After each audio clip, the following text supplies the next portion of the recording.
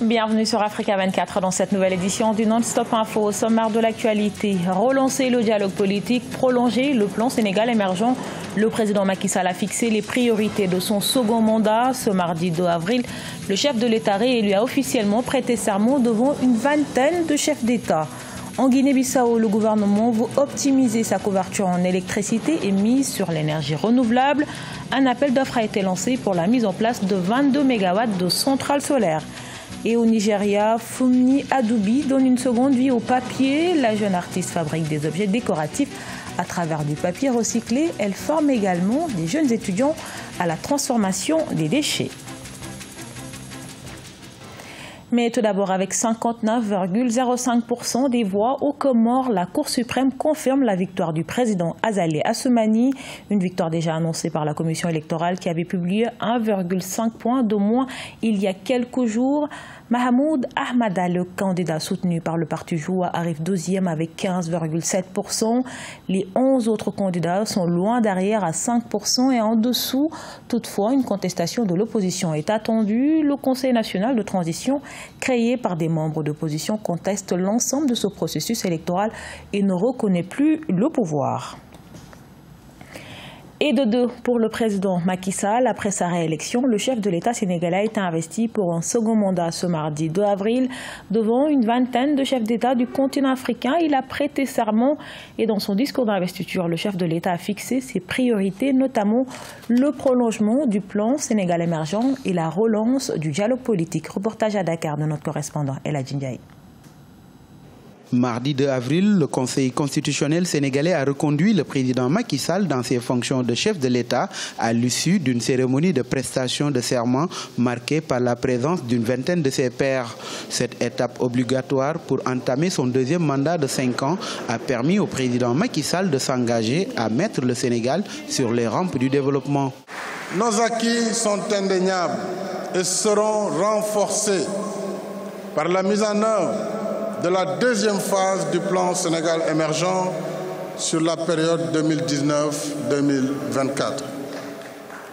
En même temps, je suis conscient des défis devant nous parce que j'ai le Sénégal au cœur.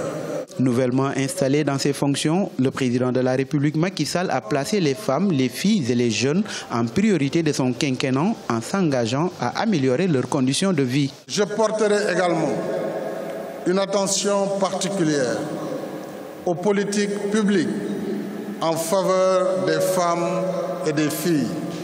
Toutes les initiatives de soutien à l'amélioration de la condition féminine seront par conséquent maintenus et renforcés.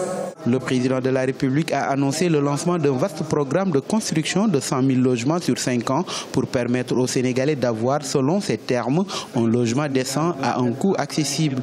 Réélu le 24 février 2019 avec 58% des voix, il a notamment dit vouloir l'amélioration du cadre de vie et la sauvegarde de l'environnement du Sénégal. En Tunisie, même le président Béji Caïd Essebsi n'aura pas échappé à l'instance Vérité et Dignité chargée de rendre justice aux victimes des dictatures en Tunisie dès l'indépendance et jusqu'en 2013. L'IVD met en cause le chef de l'État. Béji Caïd Essebsi est notamment pointé du doigt pour son rôle joué alors qu'il était ministre sous la présidence de Habib Bourguiba, le premier chef d'État à diriger la Tunisie après l'indépendance. Les faits remontent aux années 1960. Une copie de ce rapport qui décrit une répression particulièrement sauvage sera remise ce jeudi 4 avril aux Nations Unies. Au Bénin, pas de consensus au Parlement pour les législatives. Une fois de plus, l'opposition et la majorité se sont séparées sans parvenir à une entente. C'était ce lundi. La majorité parlementaire a réitéré son rejet de la proposition de l'opposition et l'appel au gel des nouvelles lois électorales qui pourraient conduire vers des législatives sans l'opposition. Reportage de notre correspondant, Lefty Ouno. Absence de consensus au Parlement béninois pour des élections législatives inclusives. La dernière séance plénière assise sur l'examen des propositions de loi en vue d'une sortie de crise tenue lundi 1er avril 2019 s'est clôturée sans résolution. Le consensus n'a pas été trouvé sur les travaux du comité paritaire, aussi bien au sein de la commission des lois qu'en plénière. Nous prenons dès lors solennellement acte du défaut du consensus tant attendu et décidons de nous en tenir désormais au respect strict des textes en vigueur et du calendrier électoral. Suite à l'examen des dossiers de candidature en vue des législatives du 28 avril 2019, la Commission électorale nationale autonome Sénat a validé les candidatures de 2 partis soutenant les actions du chef d'État Patrice Talon. Les partis de l'opposition restent exclus du processus électoral pour non-délivrance de quitus fiscaux et de certificats de conformité à la charte politique. Il ne saurait avoir d'élections législatives sans l'opposition car il est difficile de prendre tous les Béninois pour des incultes en leur faisant croire que c'est seulement les 2 partis politiques privés du président de la République qui n'ont pas 3 mois de vie qui sont capables de prendre part aux consultations électorales. La crise politique perdure dans un contexte très tendu, marqué par la polémique sur l'expérimentation d'une nouvelle charte politique et d'un nouveau code électoral. Des missions d'information de la CEDEAO et des Nations Unies avaient plaidé pour des élections législatives inclusives, apaisées et transparentes. Améliorer l'efficacité énergétique en Guinée-Bissau, c'est l'objectif des autorités. Pour y parvenir, le gouvernement a lancé un appel d'offres pour la mise en place de 22 MW de centrales solaires. Les développeurs intéressés ont jusqu'au 10 avril 2019 pour soumettre leurs offres. Les précisions de Siam Le Victoria Sedji.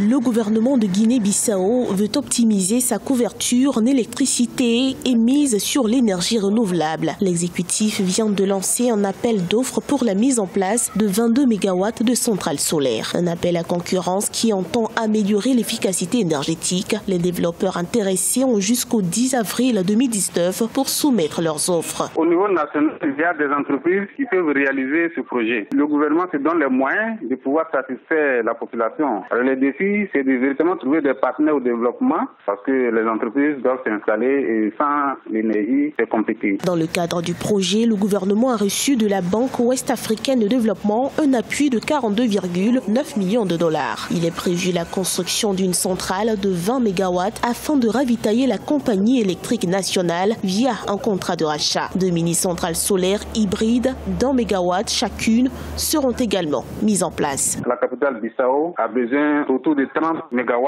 pour pouvoir s'autosuffire. Mais actuellement, nous sommes en déficit. Ce projet va permettre de décentraliser l'investissement au niveau de l'intérieur du pays. En février 2019, le ministère de l'Énergie et de l'Industrie a annoncé certaines réformes énergétiques, lesquelles introduiront un changement de combustible et permettront à l'État d'économiser plus de 400 millions de francs CFA sur des dépenses actuelles évaluées à 700 millions de francs CFA. Mais elles favoriseront également une réduction du coût de l'électricité de 50%.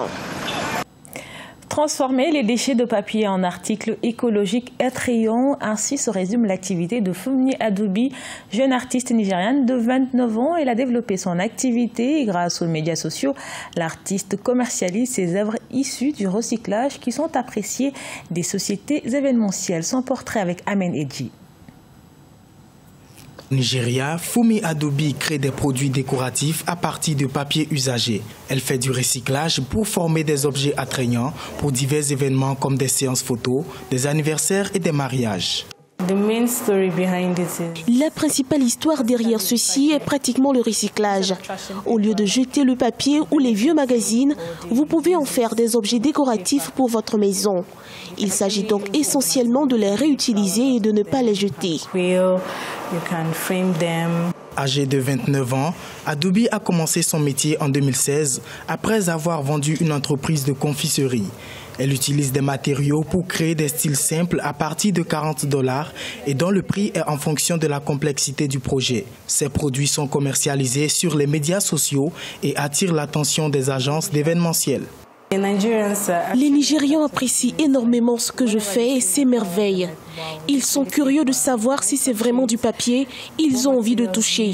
C'est la raison pour laquelle je forme les gens en leur faisant savoir qu'ils peuvent créer quelque chose de beau avec juste des journaux. Dans ce studio d'art à Lagos, au Nigeria, Funmi Adobe forme des étudiants à l'usage du papier pour créer des objets de décoration à partir du papier recyclé. Son objectif est d'expérimenter davantage de techniques de fabrication afin d'élargir ses services pour toucher davantage de clients dans le pays. Ce journal a été réalisé par l'ensemble de la rédaction. Merci pour votre fidélité. Retrouvez dans un instant une nouvelle édition de l'actualité sur Africa 24.